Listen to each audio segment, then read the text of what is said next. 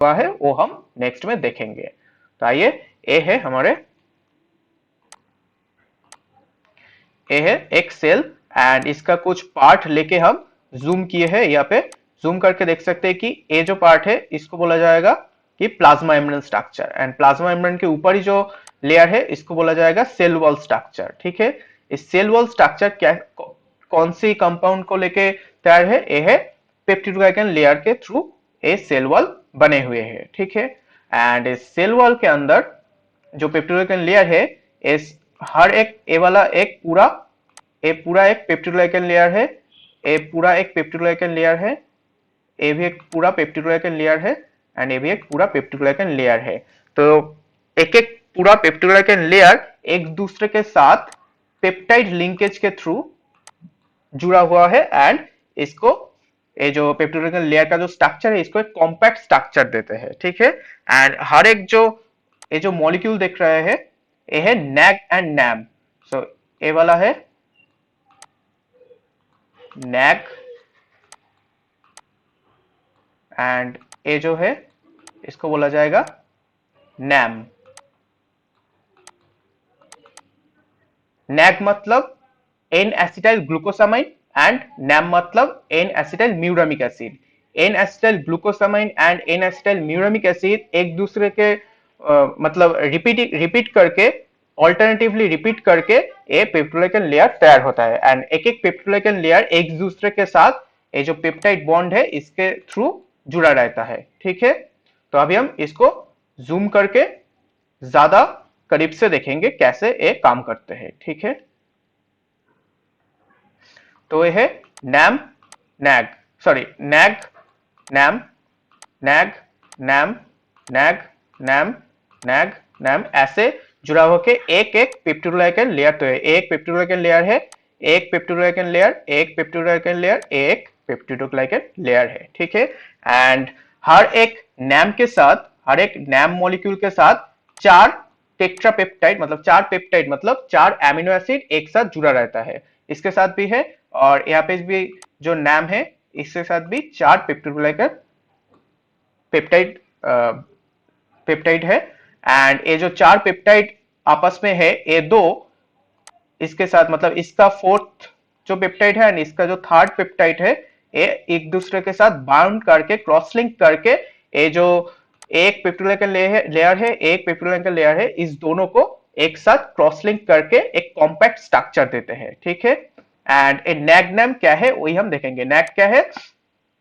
N acetyl glucosamine, and NAM है N acetyl muramic acid. ठीक है, और जो साइड, ये जो ग्रीन कलर का जो पेप्टाइड चेन है इसको बोला जाता है साइड पेप्टाइड चेन, एंड इसके अंदर ये जो लिंकेज होता है, ये लिंकेज को बोला जाता है cross linking between peptide chain. ठीक है, एंड यहाँ पे जो पेप्टाइड ब्रिज फॉर्म हुआ है उसको हम गौर से देखेंगे, तो हम बाद में देखेंगे। और यहाँ पे पेप्टिडोग्लाइकन लेयर मतलब क्या है? पेप्टिडोग्लाइकन और murein is a polysaccharide consisting of sugar and amino acid। इसके अंदर क्या है? शुगर है एंड एमिनो एसिड है।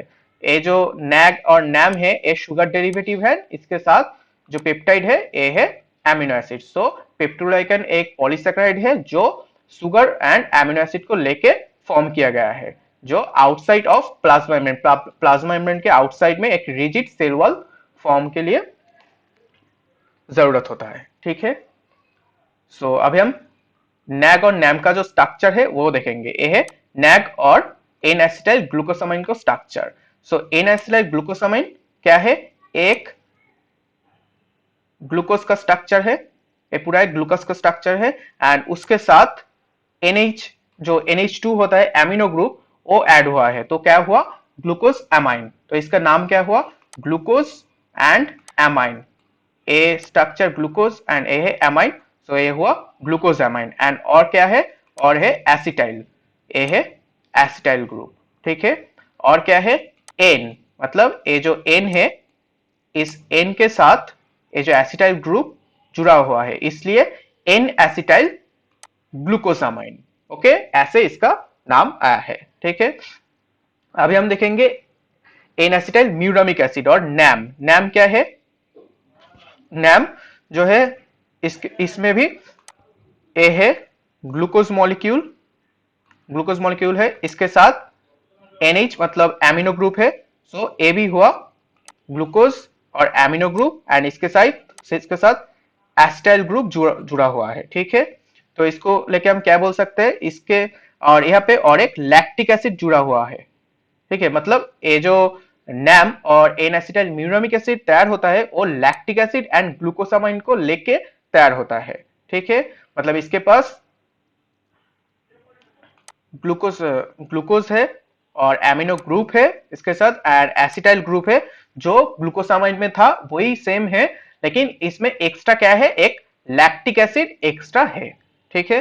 तो जो हमारा नैग और एन एसिटाइल म्यूरामिक एसिड होता है उसमें ग्लूकोसामाइन होता है और एसिटाइल ग्रुप होता है, और जो हमारा नैम होता है और एन एसिटाइल म्यूरामिक एसिड होता है, और जो म्यूरामिक एसिड है वो कौन सी चीज लेके तैयार होता है, वो ग्लूकोसामाइन एंड लैक्टिक एसिड लेके तैयार होता है, इसके साथ एक एसिटाइल ग्रुप है, ठीक है। तो इसको बोला जाता है N acid and muramic acid, okay. And इसके ये दो नैग और नैम कैसे बाइंड करेगा, ऐसे यहाँ पे जो नैम है इसका जो फास्ट ए वाला 1 नंबर कार्बन है, एंड ये जो नैम है, नैम का जो 4th कार्बन है, 1 number carbon and 4th number carbon, और ये है बीटा OH, सो ये वाला β1,4 लिंकेज के थ्रू एक दूसरे के साथ बाइंड होता है, ठीक है। तो अभी हम नेक्स्ट देखेंगे कि ये जो ये जो पेप्टाइड ब्रिज फॉर्म हुआ है इसको हम और जूम करके और बड़ा करके देखेंगे। तो क्या देख सकते हैं हम, ये जो नैम है इस नैम के साथ 4 पेप्टाइड और एमिनो एसिड जुड़ा होता है, ठीक है।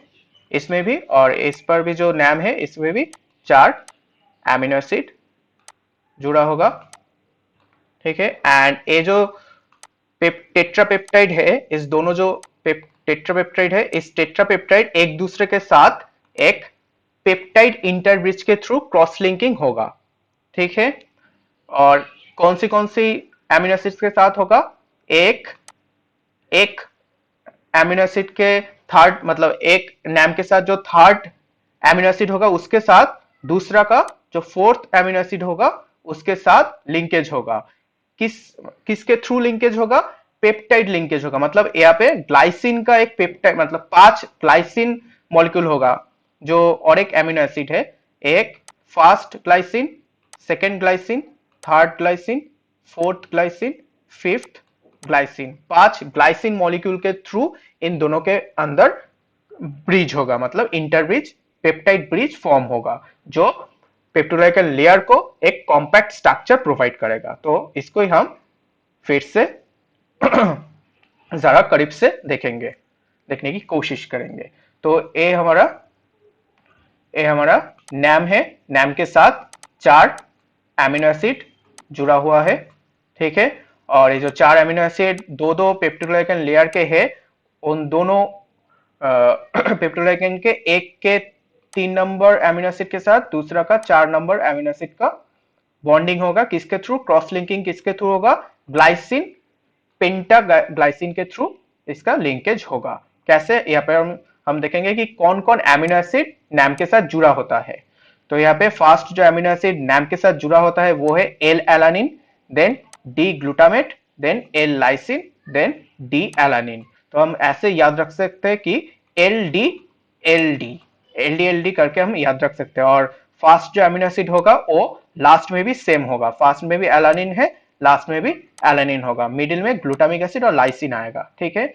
सेम इसमें इस नेक्स्ट जो लेयर का जो नाम होगा उसमें भी same L alanine, D glutamic acid, L lysine, D alanine, ठीक है। और एक का थर्ड जो एमिनो एसिड मतलब एक का लाइसिन, एक नाम के साथ लाइसिन के साथ दूसरा जो 4th में होगा डी एलानिन, उसका बॉन्डिंग होगा थ्रू पेंटा ग्लाइसिन के थ्रू इसका लिंकेज होगा, ठीक है। तो हम देख सकते हैं कि ये है हमारे नैम स्ट्रक्चर, इसके साथ हमारा जो पेप्टाइड है वो है L alanine, D glutamate, L lysine and D alanine. And यहाँ पर भी नाम है यहाँ पर भी टेट्रापेप्टाइड है, एंड ये जो टेट्रापेप्टाइड ये पेंटाग्लाइसिन के थ्रू क्रॉस लिंकिंग हुआ है, ठीक है, पेंटाग्लाइसिन के थ्रू क्रॉस लिंकिंग हुआ है। लेकिन ये सिर्फ ग्राम पॉजिटिव में देख सकते हैं हम, ग्राम नेगेटिव में हम ए वाला स्ट्रक्चर और ए वाला क्रॉस लिंकिंग हम नहीं देख सकते।